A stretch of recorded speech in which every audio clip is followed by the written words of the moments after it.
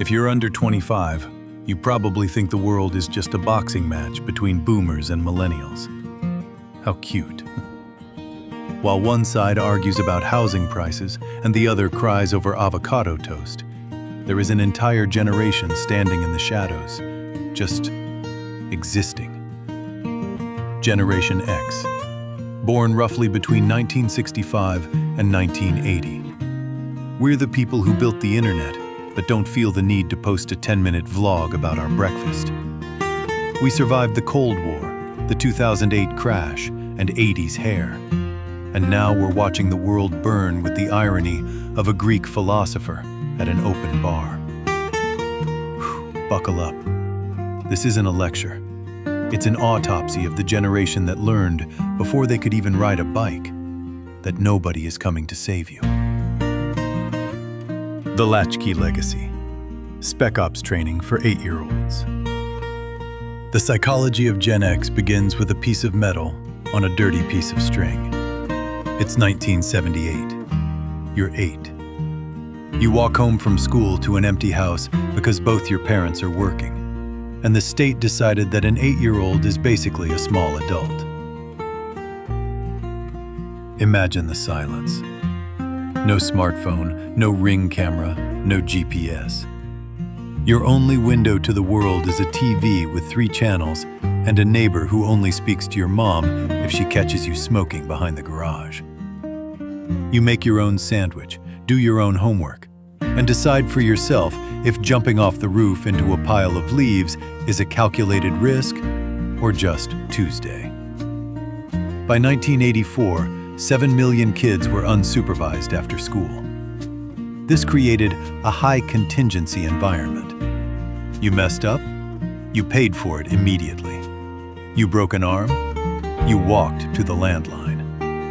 This wasn't trauma, it was special forces training that nobody thanked us for. Defensive pessimism. Why we expect the rug to be pulled. Gen X grew up on the stability lie. While our parents preached white picket fences, they racked up divorce rates like Pac-Man high scores, leaving us to figure out dinner in a cold kitchen, while the TV provided the only parental guidance we had. Later, we watched our fathers give 30 years to a company, only to be restructured for a 2-cent stock bump during a board meeting we weren't invited to. The mechanic. Psychologists call it defensive pessimism. We call it an emotional fire drill that runs 24/7 in the back of our minds. We visualize the disaster so vividly that when it actually hits, we're the only ones not crying. We processed the grief 3 weeks ago, while everyone else was still buying into the hype. We don't hope. We prepare for the engine to fail mid-flight, then act mildly surprised when the building isn't actually on fire. The irony. We aren't mean. We're just awake, fueled by decades of seeing guaranteed promises vanish overnight. We've had the rug pulled so often, we learned how to hover, developing a cynical relationship with gravity that younger generations find terrifying. In 2026, while millennials manifest abundance and Gen Z fixes the system via hashtags, we're just sitting back waiting for the inevitable server crash. We've stopped looking for exciting opportunities because we know that in corporate speak, pivotal is just a synonym for you're about to get screwed. Our armor is made of skepticism and old grunge lyrics, and it's the only thing that still fits perfectly. The Sandwich Trap, 2026's cruelest joke. Fast forward to today. Gen X has entered the sandwich generation phase, and it's a dark comedy. We are currently the primary caregivers for our aging boomer parents, who still don't know how to use PDF files, while simultaneously supporting Gen Z kids who are finding themselves for the 4th time this year. The dark humor. We are the systems administrators of reality. We manage the medications, the mortgages, and the emotional meltdowns of two other generations, while nobody asks, "Hey, how are you doing?" We don't complain because, remember, we were 8-year-olds with keys. We just put our heads down, drink our cold coffee, and handle it. We are the glue holding the 2026 economy together, fueled by pure spite and the occasional 80s playlist. AI pragmatism. We're not afraid of the robots. While the world panics about AI taking over, Gen X is just over here using ChatGPT to automate the emails we didn't want to write anyway. To us, AI isn't a looming god or a digital devil. It's just another tool, like the VCR we had to program for our parents, or the 56K modem that sounded like a cat being strangled. The reality.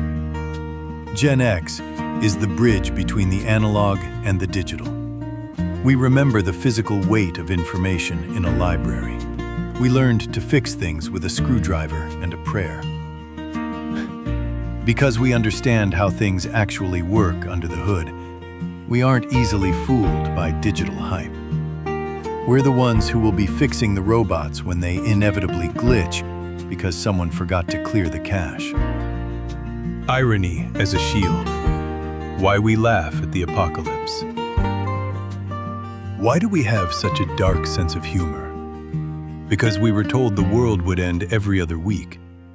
In school, we had duck and cover drills. The absurdity. Seriously, a wooden desk against a nuclear blast?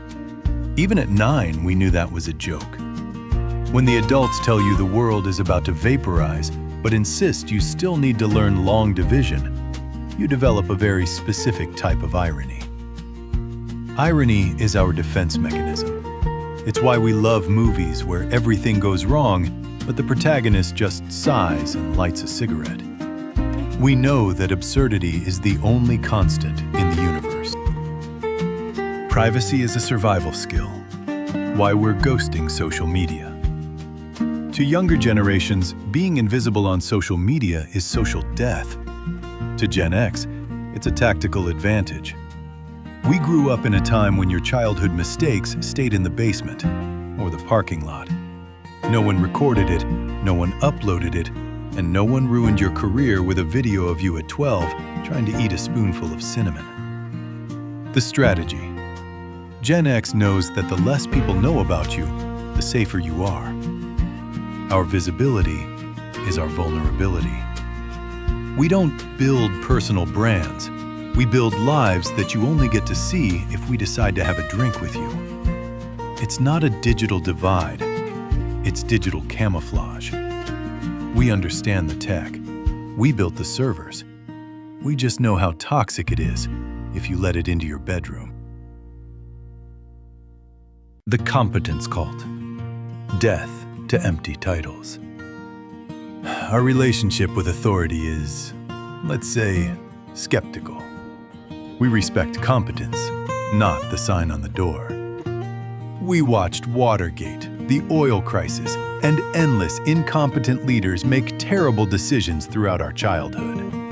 The story. If you're a boss and you don't know what you're doing, a Gen X employee will smell it in 3 seconds. We have zero patience for thought leaders who have never actually done the work.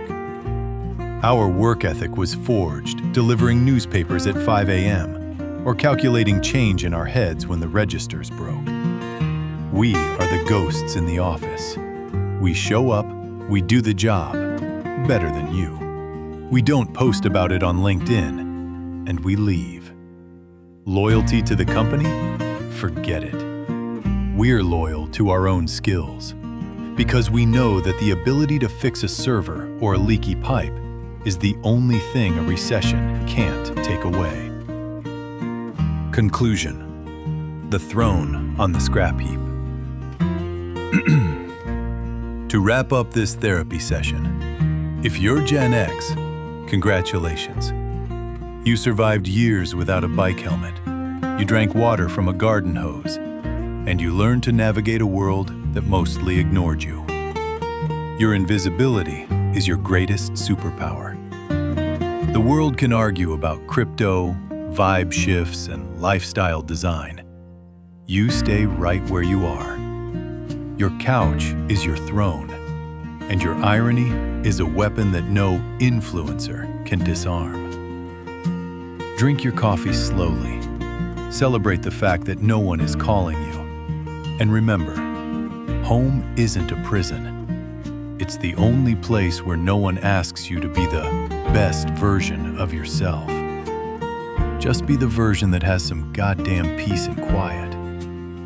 You are the guardian of the last bastion of sanity. And as the video says, Gen X doesn't care if anyone notices. And honestly, that's exactly how we like it.